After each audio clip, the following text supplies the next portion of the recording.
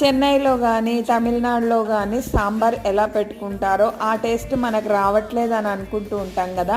మనం ఇప్పుడు ట్రై చేసేద్దాం రండి. ఇక్కడ మనం అన్ని పప్పులు కూడా డ్రై రోస్ట్ చేసుకోవాలి.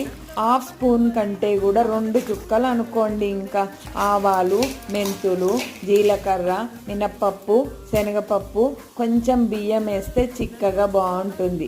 ధనియాలు ఎక్కువ వేసుకోవాలి, ధనియాల ఫ్లేవర్ అయితే బాగుంటుంది. ఇక్కడ నేను ఉల్లిపాయలు, సొరకాయ అన్ని ముక్కలు అయితే వేసాను. టమాటా, పచ్చిమిరపకాయ, కరివేపాకు అన్నీ కూడా వేసాను. ఇక్కడ ఈ పప్పులు అన్నీ చల్లగా అయిన తర్వాత మిక్సీ పట్టుకోవాలి. అది కూడా మెత్తగా మిక్సీ పట్టుకోవాలి.